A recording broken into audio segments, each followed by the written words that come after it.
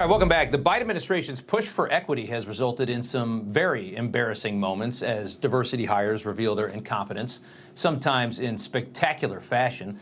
Biden's pick to lead the Federal Aviation Administration, Philip Washington, confirmation vote has now been delayed. Washington has no aviation experience and would be heading the FAA, which, you'd think that would be a prerequisite for this position. It was, and it certainly was during the Trump administration. Here is Senator Ted Cruz this week calling out this nomination for exactly what it is. I'm deeply disappointed that the Biden White House decided to treat a critical safety position as a political spoil system. And as a result of the Biden White House playing politics with this critically important position, the FAA has lacked a Senate-confirmed leader for a year now. All right, Senator Cruz joins us now from Capitol Hill. Sir, good to see you. We're going to get to that here in just a minute, but first, all of Newsmax would like to thank you for your support while we were off DirecTV. As you know, we are fully back on DirecTV and UVerse today. You played a very big role in making that happen, and we want to give you our thanks. Our viewers can go to Newsmax.com and read more about the agreement that we made. But just want to get your thoughts as we finally had this finally got figured out. Yeah, well, I think this week was a big victory for free speech. So congratulations to Newsmax. Congratulations to the viewers of Newsmax. DirecTV was wrong to deplatform Newsmax. And there are 30 million Texans who want to have choices when you watch cable news. There are a ton of choices that are left of center. There are only a handful of choices that are right of center. And I'm a big fan of Newsmax. I think you guys do a terrific job.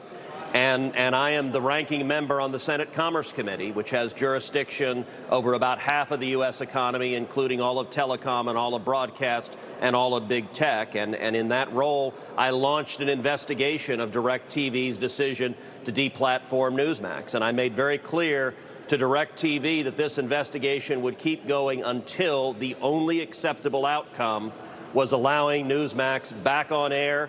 And today, y'all are back on air. That's a great victory for Texas, for America, for free speech.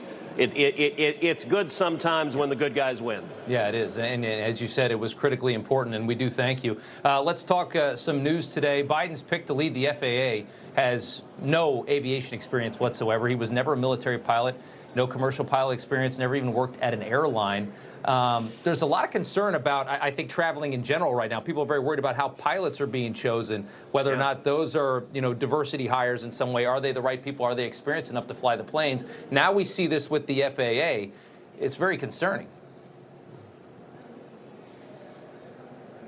Yeah, listen, the administrator of the FAA is an incredibly important position. It's a difficult position. By statute, it's required that someone have expertise in aviation, of course.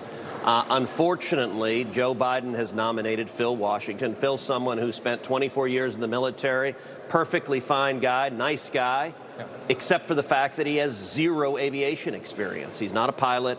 He's never flown a plane. He wasn't a military pilot. He wasn't a commercial airline pilot. He's never worked at an airline. He's never worked as an air traffic controller. He's never worked at a company that manufactures airplanes. He's never worked at a company that repairs airplanes. At his hearing, he couldn't answer basic questions about aviation safety. I asked him about the two horrific crashes that happened a couple of years ago with the 737 MAX. I asked him what caused those crashes. He said he didn't know. The sad thing is, Rob, I said, I believe you. You don't know. But that means you're not qualified to run the agency that is in charge of keeping us safe. You and I both get on airplanes. We put our families on airplanes. We want someone who's a nonpartisan. Look, I don't want a Republican running the FAA. I don't want a Democrat running the FAA. I want an expert who knows how to keep planes safe running the FAA. The good news is we had a markup scheduled this week. The Democrats were trying to ram this nomination through, and at the last minute, they pulled it down because they don't have the votes. And I think this nomination will end up being withdrawn, and I think ultimately the Biden White House will be forced to do the right thing, which is nominate someone who is qualified and has the expertise to try to keep the flying public safe. Right, and it's not fair to Phil Washington either. I mean, he shouldn't have been nominated in the first place to be put in a position where he has to answer questions he can't. He's probably a fantastic manager. He could run a great business to some capacity. He shouldn't be in line for the FAA. Right. They're playing virtue signaling politics and just humiliating themselves and the candidates that they put up. I want to flip to what's happening here in New York with former President Trump. The grand jury hears from Robert Costello on Monday. And ever since then, Alvin Bragg has been panicked, trying to figure out what he's going to do next. He cancels the grand jury for the rest of the week. We're not going to hear from him again until maybe next Monday. Your thoughts on that? Well, listen, I think this potential indictment is an absolute outrage. It is baseless. It is utterly frivolous. And I think we should be grateful that Alvin Bragg has backed away. I think Bragg may be getting cold feet. As you know, every week I do a podcast. It's called Verdict with Ted Cruz. Monday's podcast was a deep dive for an hour, walking through the law and the facts to demonstrate why this indictment is so utterly baseless, why there's no statutory grounds for it, why it is prosecutorial misconduct and a partisan witch hunt. Yesterday's podcast that I put out entitled 3 Big Victories talks about what happened, which is once this became public, a bunch of Democrats got really nervous that Alvin Bragg, this left-wing, Soros-supported DA, ironically, if he brought this bogus case and lost in court, which would be the inevitable outcome, Alvin Bragg could end up playing a pivotal role in re-electing Donald Trump as president.